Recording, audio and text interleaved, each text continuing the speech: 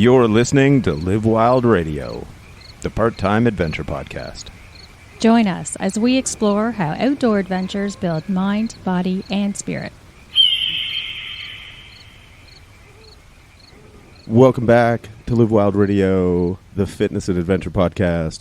We have hit a milestone. This is episode 100. Ooh. That was pretty weak.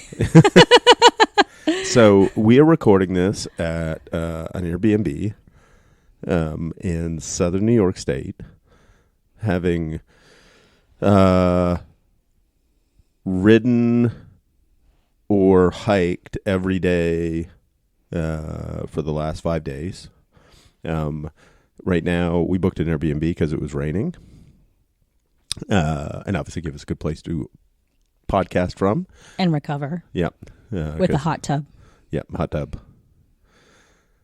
So we choose our Airbnb, hotel / whatever things based on what recovery products they happen to have. But this place is out in the country, up on the top of a small mountain. So after we're done recording, the rain is supposed to stop this afternoon, and then we're going to go for a bike ride, which will finish us having to climb back up said small mountain.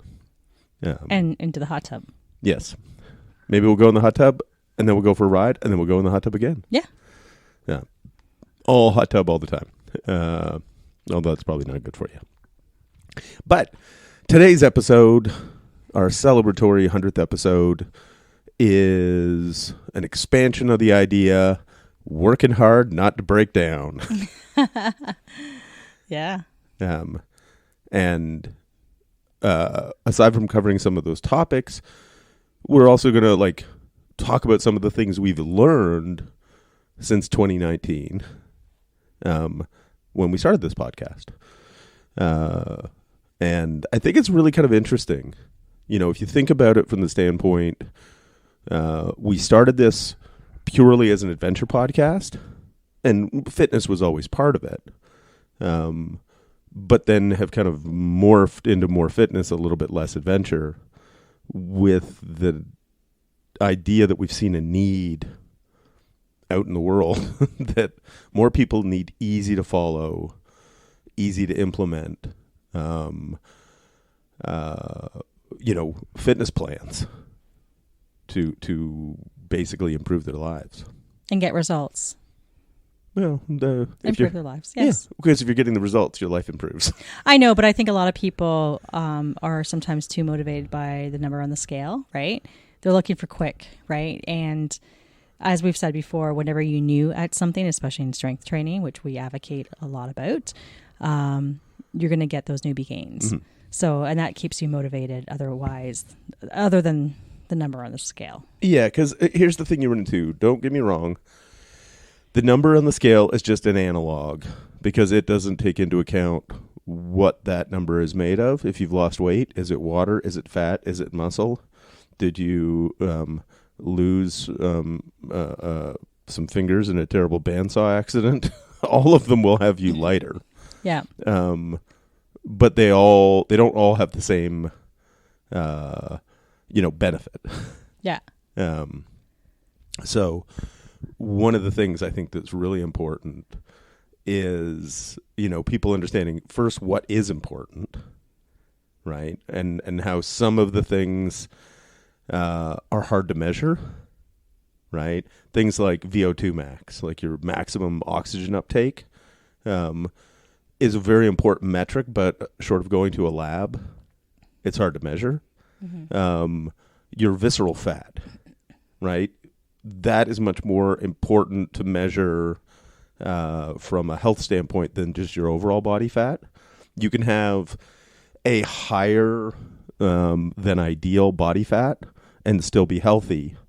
And you could have a healthy percentage of body fat and be unhealthy. Generally, they do correlate. The higher your body fat level, the more likely you are to have visceral fat. But it's not something that's you can just look at a person and know, right? So if you aren't going and getting tested, like a DEXA scan, something like that, then Or your blood panels. Yeah, that makes a difference as well. Yeah. Yeah, so what he's talking about is, you could be at a lower body weight, lower amount of fat, but you could have more fat around, it's called visceral fat, around your organs. Yeah, and that's problematic. Yeah. That can lead to things like, am I correct, type 2 diabetes? Yep. And fatty issues, liver disease. Right. And all sorts of issues that exercise and weight loss, fat loss will help with. Yeah. Because and this is sort of the thing that we run into, is it's not as simple as you take your shirt off, you look and go, oh, you're kind of doughy. So definitely health problems. But unless you're going and getting blood panels done, you're getting, some sort of scanning done for looking at visceral fat around your organs. I would, on a safe bet, sort of have women target getting their body fat percentage down to 20% and guys down to 10 to 15. Because for both, if you get down to those, the odds of you having visceral fat issues are very low. And the best way to measure your fat is through a DEXA scan. Would you agree? I mean, short of going to a lab. Yeah. I'm talking about what's accessible to people. Yeah, because otherwise, like hydrostatic weighing is another, like basically, it's another lab. Which is going to a lab. Yeah, and so in Canada that costs about $150. So just to give you an idea of how it's possible to get and it's accessible. Yeah. But I think with this episode, what I was really, just reminiscing about was, what was my why? Yeah. We talked about the why for adventure, right? Reliving your inner youth and childhood and running through the forest. And, but, as you're doing these things, and I've encountered this myself, you can't do these things and have fun all day if you're not in shape, if you're not fit. And I remember a couple of years ago, we went to Quebec in the fall around Thanksgiving, and basically we would mountain bike for 2-3 hours, come back, have lunch, and then go rock climb for hours. Normally we could only handle, or I could only handle one of those things in a day. Yeah. Plus I had 10,000 steps. So I think, as you get older, and if you're like the people we're especially looking to reach out to, or who are our age, Gen Xers, you know what we're talking about. I hear it all the time now these days. People are just hurting. Yeah. And although the motivation to get fit and lose weight before could have been about the pounds and vanity purposes, now I'm hearing it's about just how people feel. Yeah. Well, here's one of my goals. I want to help people get to the point where they care about the vanity again. Because if you get to that point, that means then you feel good, right? And so we've accomplished that first tier, right? Where so many people, it's like sore knees, sore back, sore hips, sore shoulder, sore neck, right? Sciatic pain. There's all of these different things. And so it does get in the way of people moving enough and doing the things that will benefit them long term, because they just hurt. So, and I think that's why having a process that you gradually learn to stand up straight again, because a lot of people are experiencing all these problems because they sit too much. Yeah. So what sitting does, it impairs our ability, or excessive sitting, impairs our ability to stand up straight. And everything gets sort of crunched, Quasimodo'd up a little bit. Mm-hmm. So undoing that then puts people in a position where it's like, oh, man, what is it? Like, I feel good. Yeah. The aches have kind of gone away. And then all of a sudden it's like, what else can I do? Oh, yeah. When I encountered a couple of years ago in particular, the best shape of my life, and I could just hop on a bike, in the spring, mountain biking, and tear up the trails without any recent seasoned riding. You know, I was just literally coming off of Winter. my 10,000 kettlebell swing challenge, and just tearing it up all the roads and the forest. You know, I felt awesome and very youthful. You feel bouncy. Yeah, and there have been times in the past where I went, you know, for fun. I was with the kids at the playground and I hung from the monkey bars. I'm like, oh my God, I can't even swing from one rung, you know, to another without tearing out my arms. Yeah, having your shoulders come out of the socket. Yeah, it was really eye opening as to how much I aged and what the fuck. Yeah. But once you regain that, and that's what our message is here, you can regain that. Yeah. And I have gone from, you know, after having kids, 230 pounds to as light as 168, you know, a couple years ago or about a year and a half ago. And then life happened a bit with, you know, well, a lot with my mom and taking care of family it is a lifestyle change, and I fell out of that lifestyle. Yeah. You know, so it's the baby steps, but you know, like anything, and I talk about this a lot, especially if you're new at strength training. The strength training is what can rectify a lot of these issues. Yeah. Along with the mobility of undoing and you know, getting your range of motion back, whether it be your arms, your legs, your hips, whatever, and working out the imbalances. You know, I've said so much here, I just forgot what I was going to say next. But essentially, I don't know what the fuck. Anyways, you feel so much better. So you work on those things and the newbie gains. That's where I was going with it. Yeah, and I think one of the cool things is think of almost like tiers, right? Some people, if they accomplish the first tier, which is, okay, I'm just not in pain all the time anymore, I can just move like a human being, they're happy with that tier, right? And there's nothing wrong with that. Then the next tier is, oh, well, let's you know, ramp it up a little bit better cardio, a little bit more strength, a little bit more explosive power, just, you know, for your age group being like the fit one, right? And then, you know, the top tier, if you want to call it, is then all of a sudden you're like making your life about fitness, right? You sign up for bike races. You are going on crazy backpacking trips. You, and it's one of those things, depending on the person, what their goals are, then it's sort of which tier do you want to go to, you know, and which tier you're starting at. You know, obviously if you're starting, you know, as we put it, you're starting on the couch, then it's the whole thing of gradually, you know, moving up to whatever level you want to go to.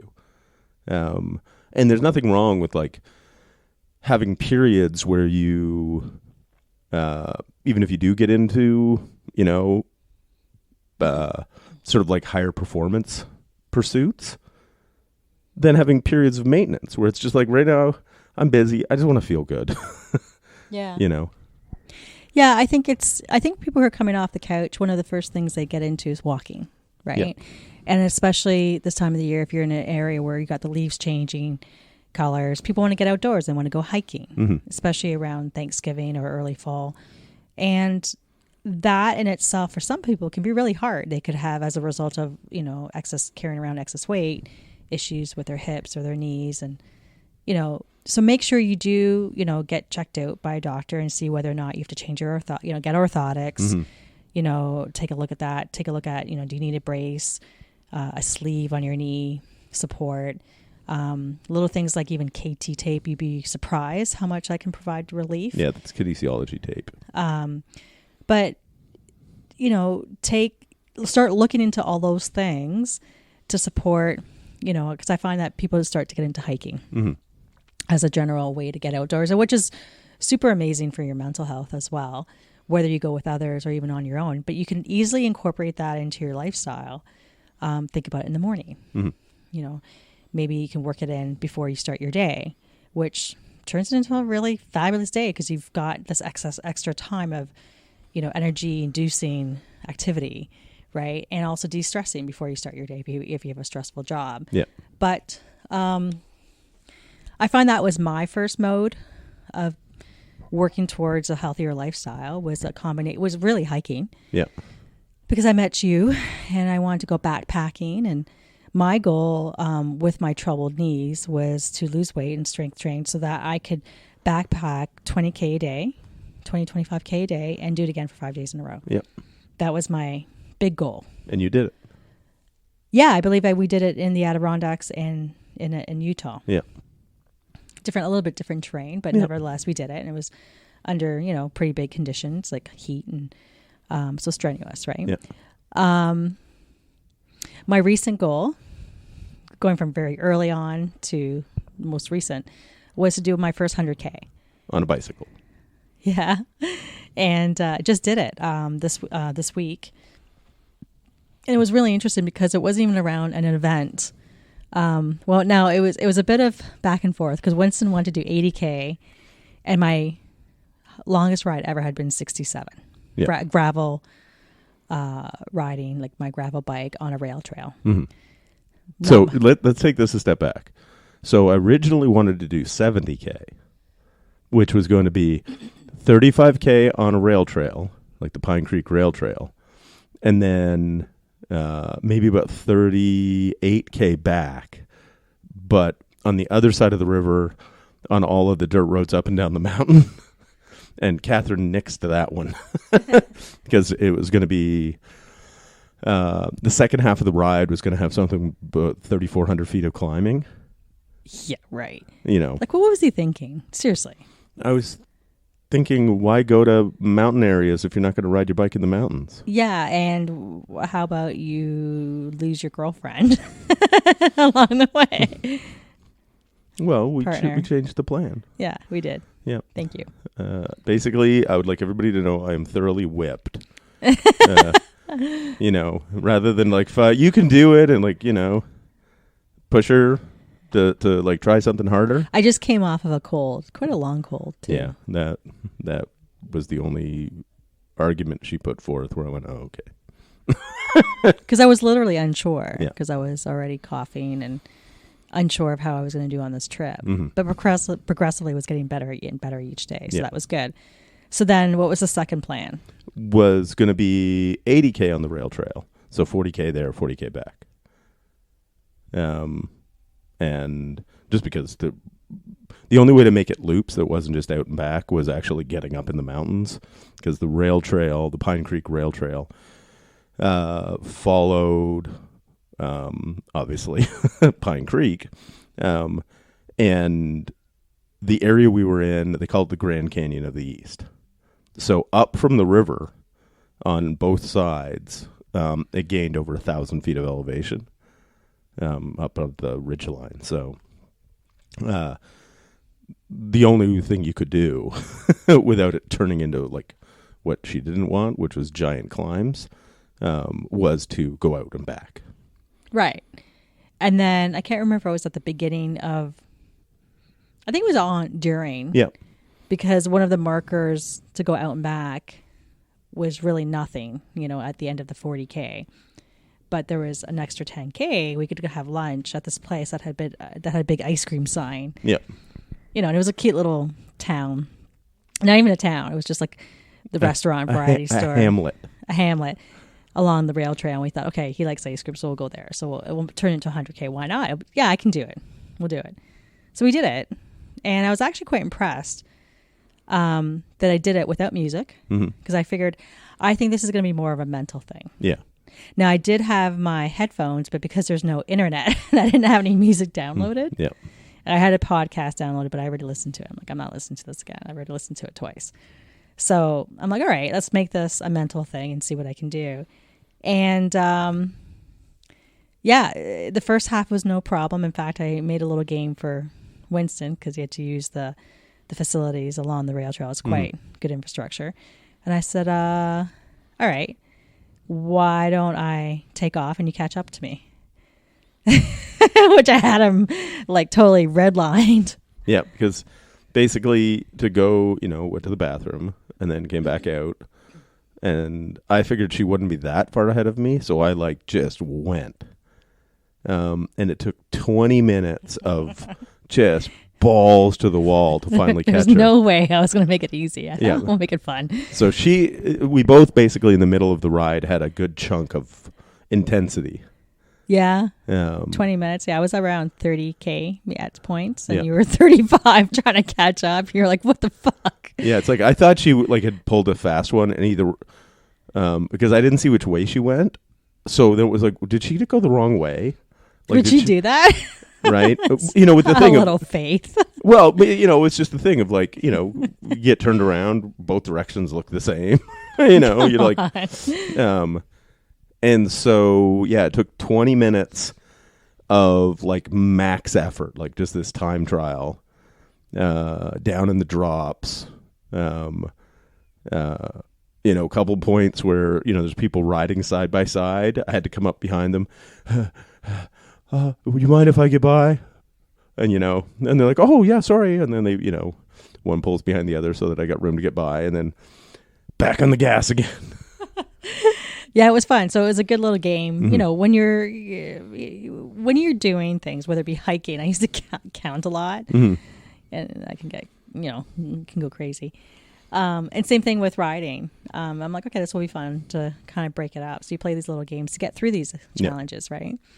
And so once he caught up at that point, I was just trying to bring my heart rate down because I knew we had another 15K left. So that was perfect. Got there, felt great. Had a chili dog, my first chili dog ever. Yeah, because it turns out the restaurant, like the ice cream store, general store, restaurant thing, because we only saw it in passing when the day before when we were going through the area. And we saw the ice cream sign on it. And you figure, well, a place, it's too big just to be an ice cream stand. Mm-hmm. So when I went in, it was like, oh, ice cream.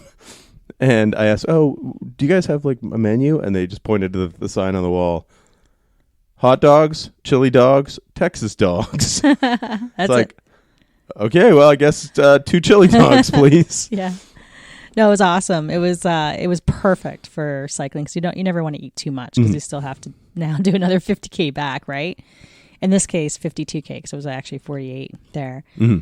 So we went on our way, and the second half was hard. Yeah. Like just my heart rate. Slightly uphill, like 1 degree. Yeah. 1% grade. It was. So we knew it was going to be harder going back, plus, you know, the monotony of going back. Although it wasn't too bad, but my heart rate would not get to something normal. Yeah. Like at the beginning, I could easily have it at 140, which is zone 2 for me. Yeah. Zone 2 training. I can have a conversation with maybe a breath. You can probably tell I'm working out, but it's not terrible. But yeah, going back, my heart rate was easily 150. I'm like, what the fuck? And you thought it was because I was digesting food. It could be. Yeah. But I was just, I wasn't expecting that. So I think if I was to ever do it again, I'd probably do more the first half, just so that the second half is a little easier, right? Because if you're feeling all right, then keep going. Yeah. Although I don't know if there's a law of diminishing returns at some point where, yeah, you need to take your break and, you know, what that calculation is. Well, as long as you're eating and drinking and you're not going too hard. Right. And that's another trick with cycling. For you cyclists out there, you probably already know this if you're doing any kind of distance, but you're telling me to nibble on high protein bars. Yeah. Which probably aren't the best for cycling, but they had some, you know, carbs in it. But essentially every half hour, 20 minutes or about a half hour, I'd take a bite and then lots of water. We had about 1.5 liters of water for 50K, which I only drank 750.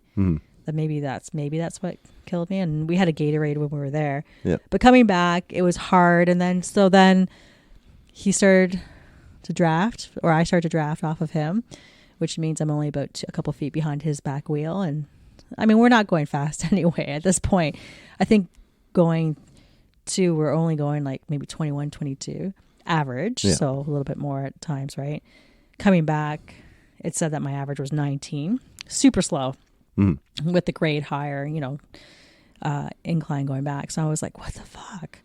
It was hard. So drafting you helped a little bit, but then it was monotonous. I kept looking at my numbers. Yeah. So then it was a real mental game. Yeah. Because when you basically, the finish point is the car. You just have to keep going. Like there's just, and there ain't any Ubers out there. No, and I think what we were lucky is because it was such a deep canyon that there was quite a bit of it that we were in the shade. Yeah, so that was nice. It was hot.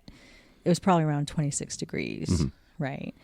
So I got back. Oh, and then at the end, because we're in rural area, right? You're not used to it, and you're seeing just different things. And I have a wild imagination of, what if somebody tries to, like, because I'm kind of behind Winston. What if somebody, you think you're like down south where people are just, practicing shooting targets or, oh, there's a biker, So I hear somebody behind me. I got creeped out. So I just gunned it. An extra 10K at it. I went from like 15 to 25K, no problem, almost 30. And a couple times it's like, what the fuck?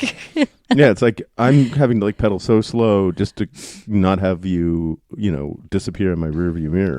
And then all of a sudden you just come barreling past me. It's like, okay, couldn't you have just like averaged a kilometer an hour faster instead of these like little bursts? And then I kept hearing somebody behind me every time I start to slow down a little bit, like after a while. And I just gunned it again. I'm like, they're not passing me. Yeah. So it became my next motivation because I was creeped out. Yeah. So it's just funny, these games that you play. Well, it's a challenge, right? But it was hard. It was hard. Yeah, because if it had been like the very first route I suggested with the hill climbing, it would have been physically hard. But mentally would be easier because it's like, you got to pay attention because it's twisty roads and it's up and down and there's mentally more into it, but it's physically harder. This was also hard because you're in that fixed position. That was the other piece too. Like my neck was getting really stiff and sore, and I still have it a little bit today, a couple of days later. And then my butt. Yeah. Which now I'm forming calluses on my butt, if you can believe that. Never knew such a thing existed. And then my hands, like at the end, I almost couldn't even switch my gears with my right hand. Yeah. That was interesting. That's the thing with something like the rail trail, or anything that is straight and flat. It never forces you to change your position on the bike, right? So even you have to make yourself get out of the saddle every now and again.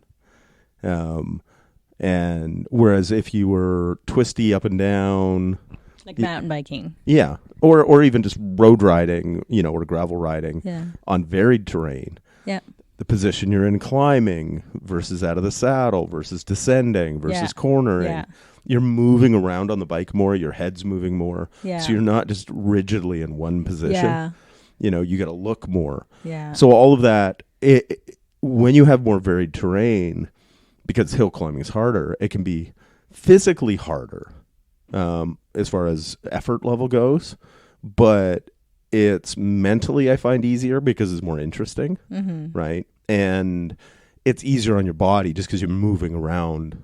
You're using your body from all different angles. Right. Right? Climbing, descending, cornering. And then riding on the flats.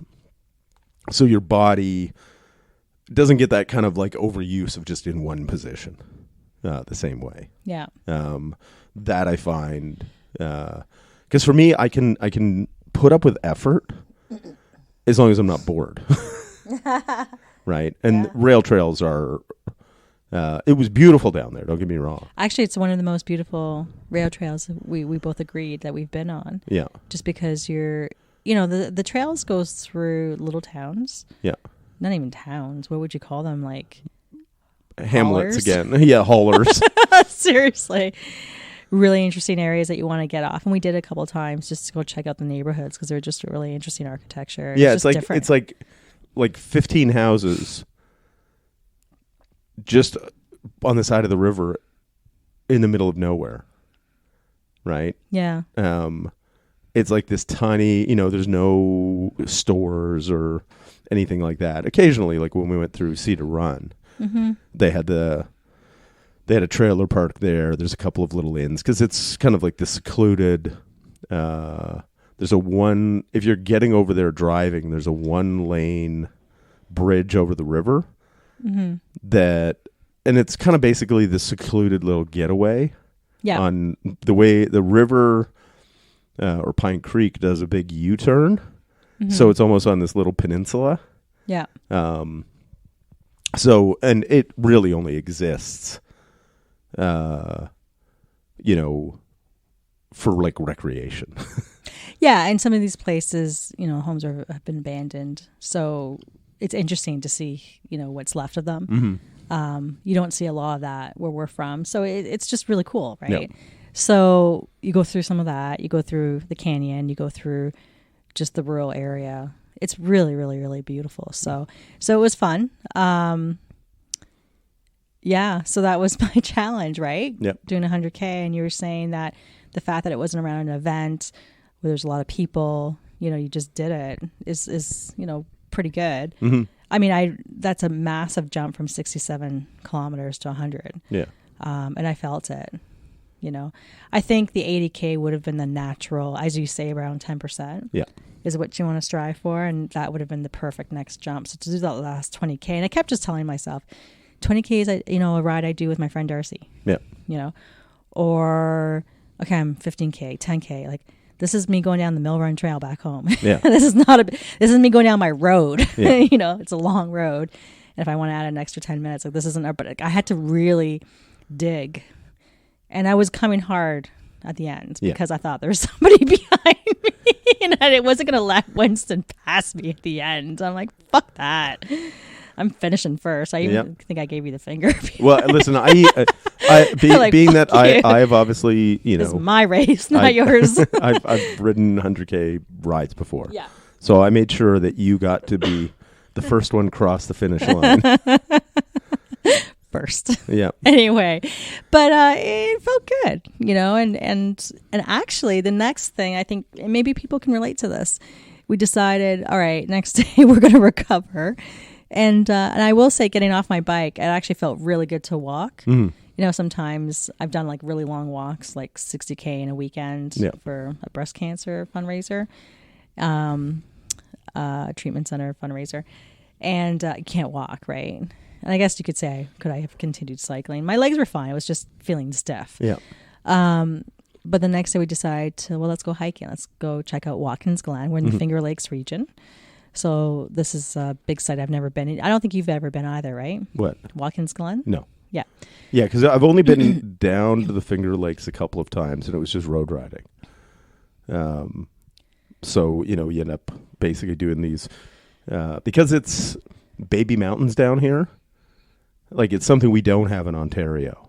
Like, like these roads where you're going uphill for like miles, twisty, turny, steep.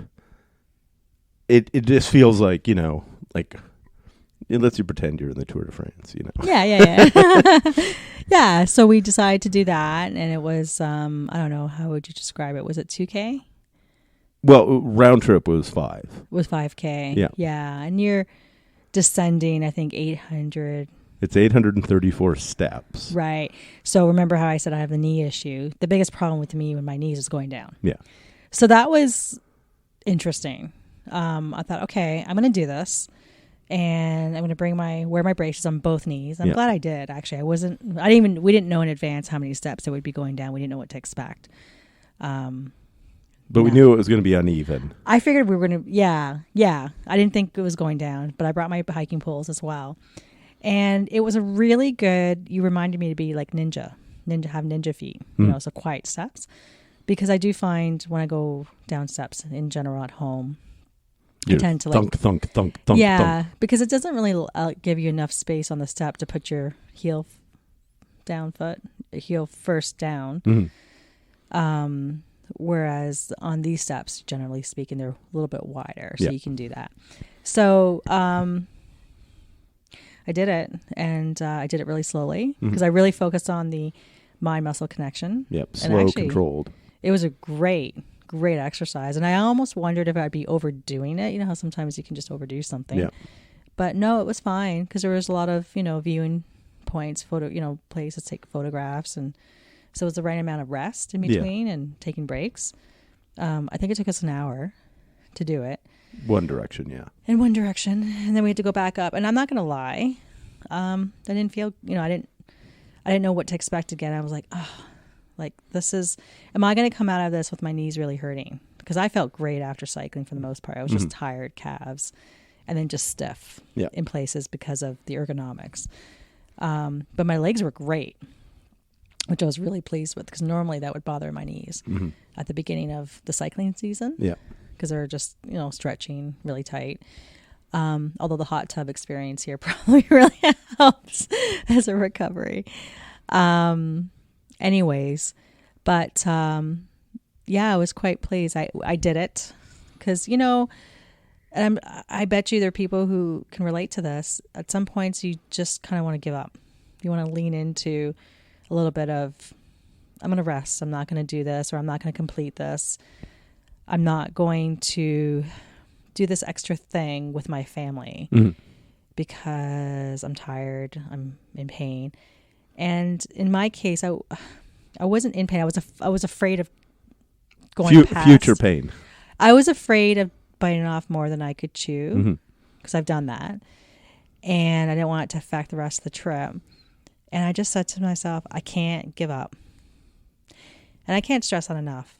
Like, as we get older, and for people who maybe are not encountering this yet, but may have some sports injuries, pay attention to that shit. Because I had my issues today are probably a result of some, sports injuries when I was younger, and not getting the proper physiotherapy and just being on top of fitness. Yeah. But I just really centered around, I can't give up now. So back to our topic, working hard not to break down, because I don't want this to be a slippery slope going down. And again, people might say, that's not a big deal. It is a big deal. Yeah, because they're cumulative, right? It's like, now you don't do this thing. Exactly. And then it becomes another thing. And then eventually you get an e-bike. We don't like e-bikes. Because quite honestly, you couldn't have done what we did, that 100K, on an e-bike. It doesn't. We were passing e-bikes. Yeah. Wasn't that it? was so satisfying. Yeah, the people are cruising along in their e-bikes, and we're just like, on your left, and just punch it in the drops. We're probably easily a good 10K ahead of, maybe almost 10K ahead of them in speed. Yeah, because anytime we passed, we were pretty fast. We were going, anywhere from like 25 to 30 kilometers an hour. We passed everybody. I don't think, and nobody passed us. Nope. One guy I saw coming in the opposite direction, he was going faster than me. Yeah, he was just hammering. He was on a cyclocross bike, which was the precursor to a gravel bike. Okay. He still had the old school cantilever brakes on his. You could assess all that as he just whipped right past us? Yeah, and that's what happens when you're a bike nerd. He had a Kona Jake the Snake. I even spotted what bike he had. Did you turn your head, or is that all just like... Yeah, that was, well, and they're distinctive. It's a Kona cyclocross bike. Oh, okay. And it's Jake the Snake across the top tube. Right, so you know exactly what it is. Yeah. So it's like, hey. And that guy, because he was in the drops when he passed us going the other way. Yeah. And he was giving her. Oh, he was focused. He was probably going 30K. Up the gradual uphill, because when we passed him, we were going south. That's right. Right. So he was pretty focused. Yeah. In what he was doing. And yeah, and it was kind of cool too, because the Pine Creek Rail Trail actually has camping all along it. We also passed a bunch of people who were completely kitted out with like racks and panniers, dragging all their camping gear. The one guy we ran into at the bridge, he had a solar panel open on the back of his rack, charging. Yeah, and he was doing a 200-mile round trip or something. Yeah, he was going to take his time so he could do some hikes, and I think he said he was averaging 16 K a day, or no. Sorry, 16. He said he was averaging about 10 miles an hour, so that's 16 kilometers an hour. Yeah, because he's got so much shit. He didn't know how much was on there, but he was probably going as fast as people on their e-bikes. Yeah. Just goes to show, what you can strive to, right? What you really can. Like it hasn't. I I've only been road cycling. 2 years. No. Well, I didn't cycle really last year. Okay. Well, I built the road bike for you last year. You did? Oh, no, I did cycle with Darcy a little bit. But it wasn't a lot. Yeah. It was this year that I did it consistently. So I would say about a year and a half. Yeah. A little bit in the winter. A little. And I probably went from... Now, because I'm on gravel now, I'm riding faster than I did when I first did my first 50K, like how much I did with a hybrid bike years ago on a road. Now I'm on gravel, so it's slower. Yeah. But I'm probably riding as fast as I was on my road bike at the beginning of the season. Yeah. On gravel. Even really, like I've caught up quickly. Mm-hmm. So I'm progressively, quite steadily, actually increasing my performance on a gravel bike. Yep. Without really noticing it. Yeah, you just ride. Because you're just doing the workouts, right? Some of the workouts, because you still don't do your hard ones like they're programmed. You know what? And I really need to be more disciplined because it's not as bad as you ever think it is. Catherine only does... She gets me to put a program together for her, but only does the workouts she likes. That's not true. You're right. I haven't done the VO2 max one yet. I'm afraid of it. Yeah. And I really shouldn't be because I've noticed like it's always the same thing. When I look at hills, when you told me to do sprints. And essentially me doing that hard ride was that a VO2 max? Which hard ride? No, it wasn't. Yesterday when I was racing you. Oh, that would be like, were you? Yeah. Yeah, that's going to be VO2 max. Yeah. You know, it's not a 4x4 workout the way that I program them. Right. But you would have been huffing and puffing probably for at least 15 minutes. Yeah. You know, like a steam engine. Yeah, my heart rate wouldn't come down for a bit after that. Yeah. It took a while. That's VO2 max work. Oh, is it? It's basically you need to. So maybe that's what we should do is like have you do like 5 minutes behind me and just chase you. Yeah. Because it got you working. Yeah. I'm actually motivated by that. Yeah. To see how much further. And I should do that with Darcy too in the summer. I'll ask, okay, go. Give me 5 minutes. I'm going to go catch you. Because it's fun. Yeah. Well, it's actually fun for both people, I think. Well, and that's one of the games I play, like when I'm out on riding on the road by myself, like on a Sunday or something. If there's people in the distance, I am chasing them. They are a rabbit.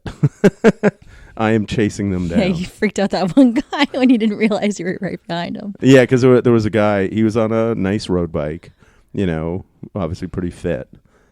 And so it took me a long time to catch that fucker. And basically I was ready. I'd finally caught up to him. I was behind him for maybe 30 seconds just on a downhill. Yeah. And it was a roller coaster type road, up, down, up, down, up, down. And I was just about to try to punch past him. And then, so I'd pulled out, I clicked my gear and then jumped out of the saddle, but he heard the click, looked over his shoulder and went, I'm having none of that. It was like you, somebody behind, and he just fucking gunned it. And meanwhile, I already been going balls out, you know, for like 15 minutes chasing him. Oh yeah. So then when he, you know, and he'd just been riding, you know, it was pretty quick, but I was on my gravel bike. He was on a road bike. I think it's just instinct. Yeah. You hear something behind you, you're like, fuck that. Yeah. And all of a sudden the reserves come out. That was fun. That was really interesting because, you know me, I keep lots in the tank or unknowingly, like I'm not tired, but I had more. Yeah. And I did it a couple of times because I wasn't expecting to come back and I kept looking over my shoulder. I'm like, I see somebody back. Because that person was riding faster than you when you were just riding steady. Yeah. But only maybe 1 kilometer an hour faster. So they're gradual. Yeah, it took them a while to catch up to me even after the first time I took off.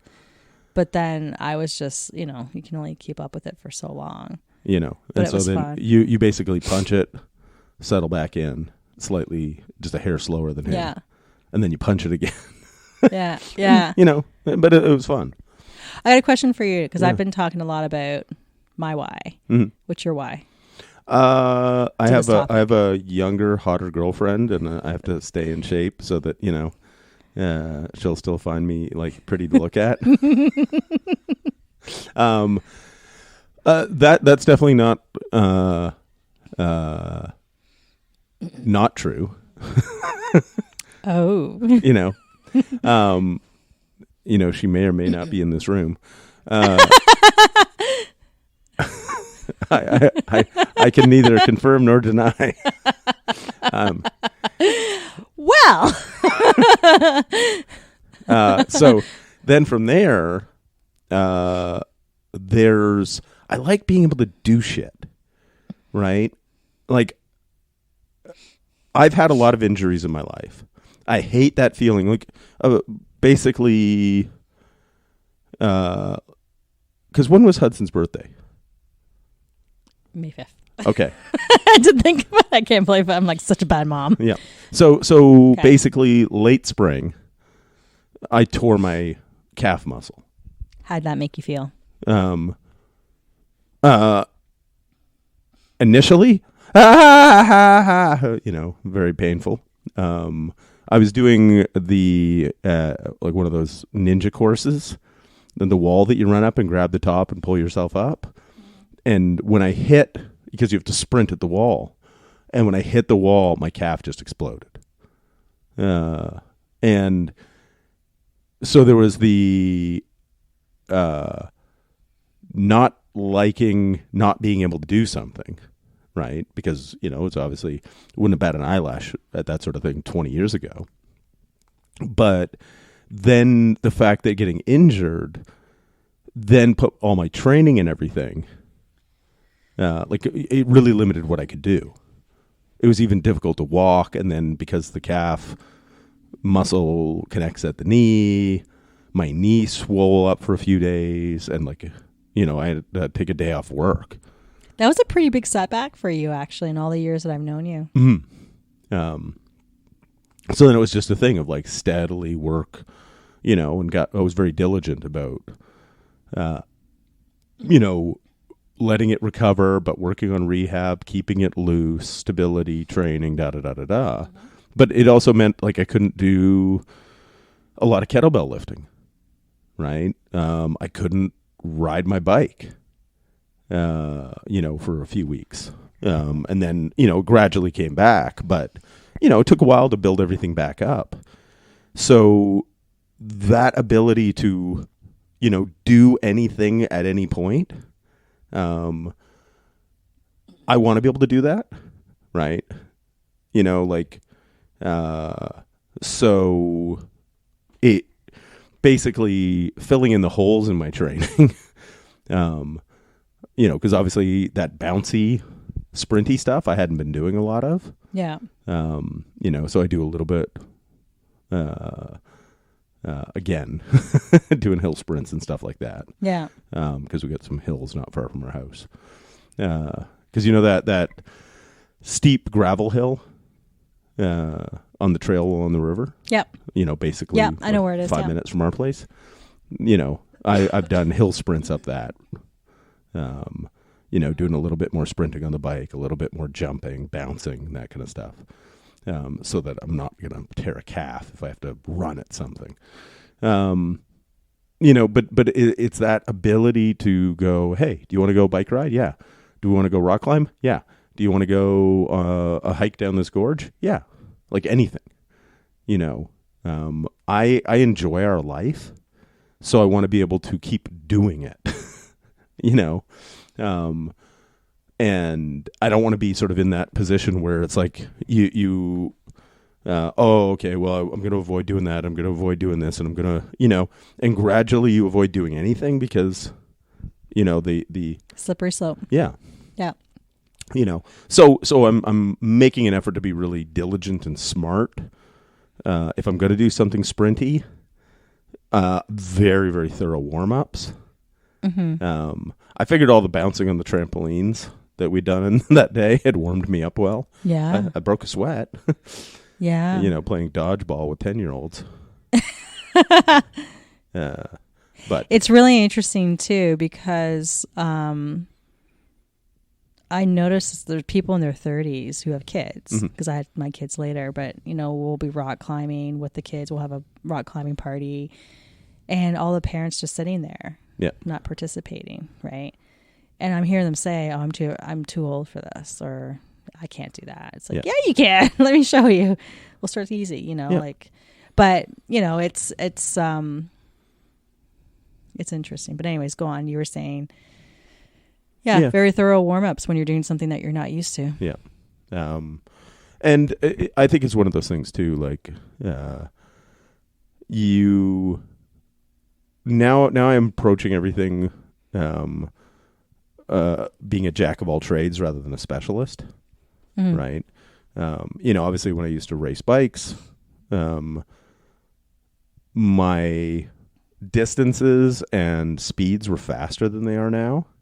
And the distances were further, but it's one of those things where I could be a pretty good cyclist, a pretty good climber, a pretty good hiker, not the best at any one thing, but that I can do anything, be pretty strong. And I figure that approach gives me the most well-rounded, fitness for life, because pretty strong, pretty fit, just able to keep going. Yeah. Yeah. Like the Energizer Bunny. Yeah. Pretty much. And that's just it. It's like, I just want to be able to keep having, experiences. And our body is our vehicle through the world. Right. So if, treat your body at least as well as you treat your car.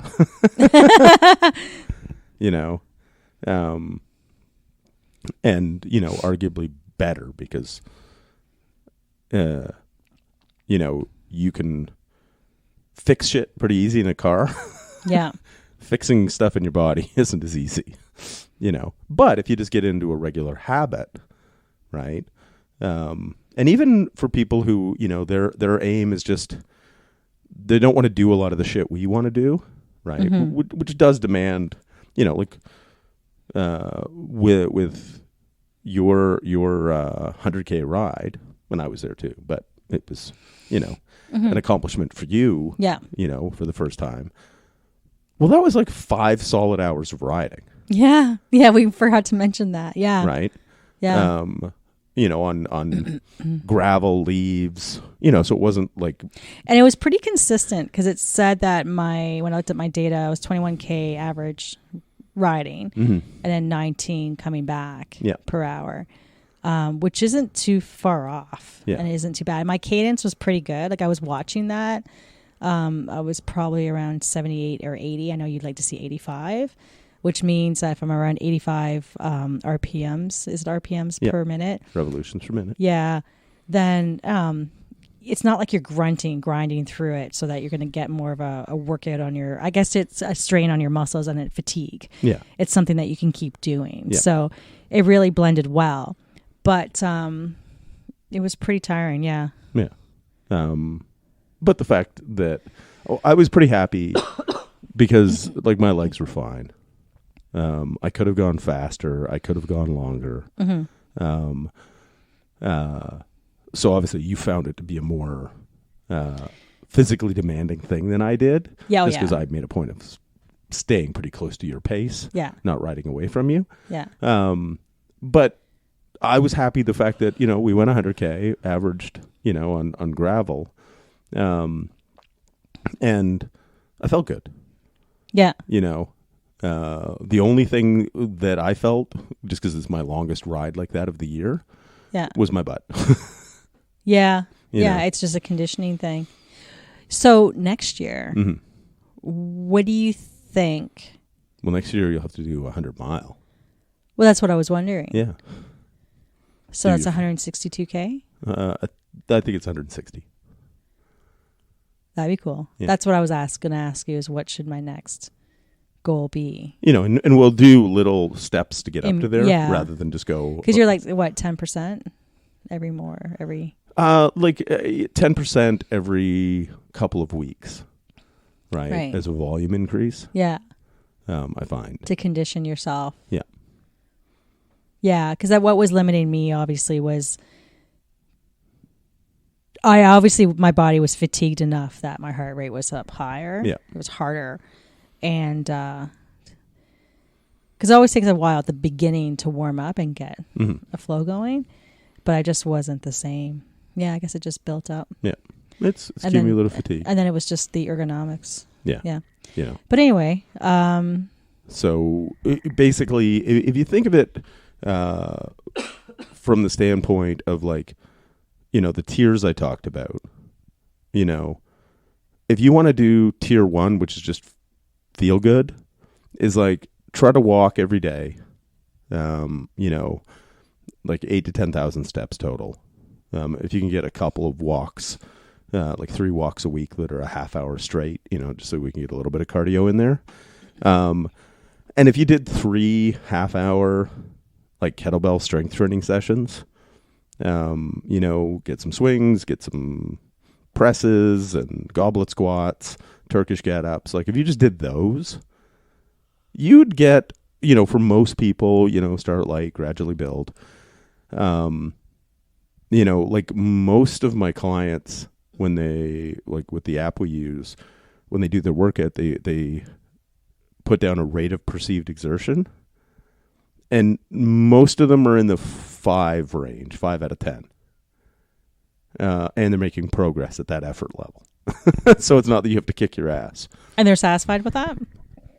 They're satisfied with what? Sorry, the perception of effort is a 5 out of 10. Yeah. And does that, because sometimes people are looking because of how they previously trained in yes, gyms. but remember, I'm really good at explaining to people. Yeah. We nudge you up. We don't beat you up. Yeah. No, I'm just wondering from a motivation, and of course I'm very focused on motivation, and not all people are, but I think nevertheless it's a nice start for them, and as long as they start to see some gains. And yeah, but that's the whole point, is they're consistently seeing gains. Yeah. Getting stronger, feeling better. Yeah. You know, more energy through the day, losing body fat. Yeah. So like, fuck yeah. So it's like, wait, I realize some point down the road I'm going to have to work harder, but right now this is all I got to do, and I'm making these gains. Yep. Well, fuck it. Let's keep going. Yeah. You know, that's sort of the view that they have. Yeah. It's just like, oh. You get strong quickly. Yeah. You know, and because the way we structure it, you're building not just strength, but strength endurance. You know, what we want is people to come out farmer strong, right? Where you can do it all day, not just do something once and then have to take the rest of the day off. Yeah. Right. And we don't want your workouts to be so draining that then once you've done a workout, the rest of your days are right off. Yeah. Right. We want it to be, it's part of your lifestyle. Yeah. Right. Because if you know, you worked out in the morning and you're completely knackered for the rest of the day, well, how's your work day going to go? Right. We want it to be most of the time. Right. I want you to come out of your workout feeling better than you went into it. Yeah. Right. Occasionally there's those, okay, we're going to break your balls today. Right. You know, but that's the exception, not the rule. Yeah. Right. It's just one of those things. Treat it like a job. Go in, punch the clock, you know, do the work, go home. Or if you work out at home, go up out of the basement. Yeah. And that is the key. You know, all this like Mountain Dew, Gatorade, Under Armour commercial kind of idea of like, you know, everything's go, balls to the wall, you know, super athlete. It's great for selling drinks. But that's even those athletes, right? Because remember, these are commercials they're showing you. They don't train that way. Yeah. You know, there'll be little bits that are hard, but that is such a small part. Even like hard reps in a day, right? Most of your reps are just work. A few sets, the last couple reps might be some effort. But that's the biggest mistake people do, and especially when people are young, is they can get away with that a little bit more. Oh, yeah, yeah. And I think that's the problem, is that people are introduced to working out when they're younger. Yeah. And so that's what they remember. Yeah, well, and it's one of the things, too, is that bodybuilding, has such an undue influence on what we think of as the fitness space, right? And yes, if you want to build muscle optimally, you need to damage that muscle, right? So your training is hard and heavy, and but you're pushing your sets close to failure, right? You're getting a pump. You're if it's leg day, you might feel like you're going to puke because you're doing that effort level for legs is more systemic load. So but the fact is, that's the optimal way to build muscle, right? But it doesn't carry over. Obviously, if you do a leg day and you can't walk tomorrow, well, that doesn't help being able to do cardio. Whereas if you are treating your strength practice with the goal of getting stronger, building strength endurance, you're going to build some muscle, right? But it's not going to build the muscle as quickly as if you did an optimized bodybuilding program. But it allows you to do everything else too, right? So that we had basically, instead of just being sort of a jacked-looking superhero, you're functional day to day, and you're good at everything. That's what most people I talk to, that's what they want, right? They don't want to be a power lifter.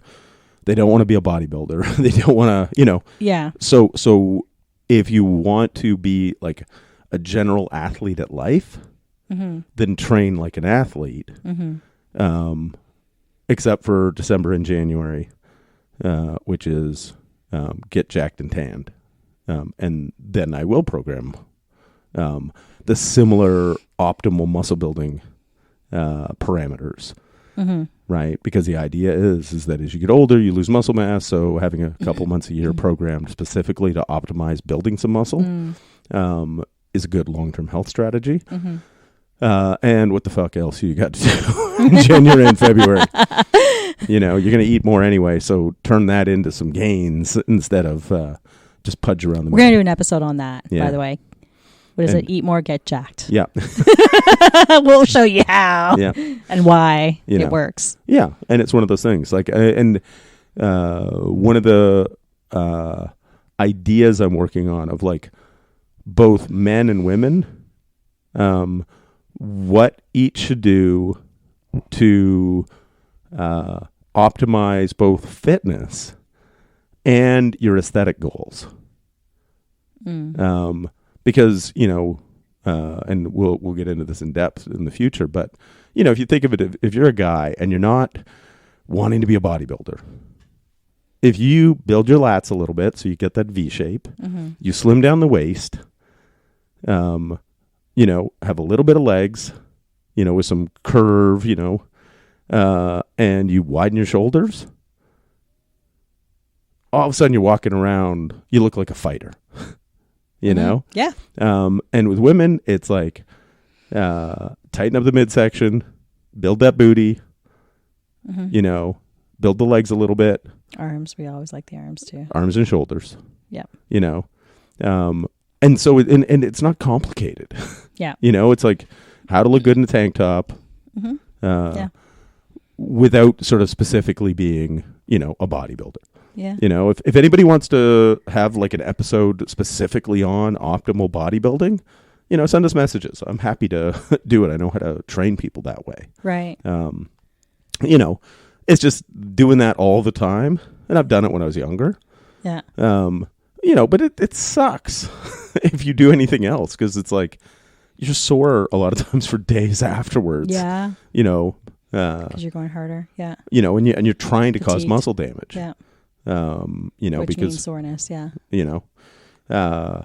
And whereas, if you're training as an athlete, you don't really want to be sore that much because you got something else to do tomorrow. Yeah. Right. If I was training a cyclist, like somebody who actually races, their strength training would not leave them sore. Because if your legs are fried, hopping on the bike, and now you've got like a 3-hour ride for training, that sucks. Yeah. You know, so it all comes into what your goals are. Right. You know, and hey, if somebody wants to be a bodybuilder, regardless of age, you want to get on stage in a Speedo, you know, and some spray on tan and all that kind of stuff. Hey, great. It means because unless you're like taking a metric shit ton of steroids, you know, the basic thing of bodybuilders, which is eating pretty healthy, working out, you know, 4 to 6 days a week. They still get cardio in. It's usually just walking on a treadmill, but they'll get the cardio in. Keep the body fat relatively low. Mm-hmm. All of those things, you know, if that's what you enjoy, Mm-hmm. You can sort of be a relatively healthy, natural bodybuilder, Mm-hmm. right? A lot of the cutting for shows, right? And there's Mm-hmm. dehydration and a bunch of shit there. Mm-hmm. I don't know if that's the wisest. It's the same for fighters, you know, where they do a weight cut Mm-hmm. to make weight. It's not the healthiest thing in the world to do to your body. But the general thing of working out regularly, building some muscle mass, having enough cardio that you know, don't get completely gassed from doing a set of squats for your legs. Mm-hmm. If you chose to do that, puts you 1,000 miles ahead of people who are sitting on the couch, right? Mm-hmm. It might not put you in a great position to be able to go climb a mountain, or backpack, or, you know, the things we choose to do. But it would put you, like a sort of the whole bodybuilding approach would put you in way better shape for those types of things, other than the fact that you'll generally be bigger. Yeah. Than doing nothing. Yeah, but these are steps, as you were saying, right? So that's just our motivation to keep going and Mm-hmm. why we're doing it, And why we don't want to break down. 'Cause yeah, breaking down sucks. yeah, because it's, you know, it happens as you get older, and so you got to really combat that and be proactive. Yeah. So, hope you got something out of this episode, and if you have any questions, reach out to us. LiveWildRadio.com. Yeah. Or DM us on the Instagrams. Yep. That's, you know, what the kids say. And, you know, we'll Like, subscribe, uh, share. Yeah. Yeah. Comment. Exactly. Yeah, we love comments. We love to connect with people and reach out to us if you want to learn more about something personalized for you. Yeah. And anybody that wants my coaching, go to livewildradio.com, click fitness coaching, and you can sign up or get more information. And on that note, work hard. Play dirty. Bye.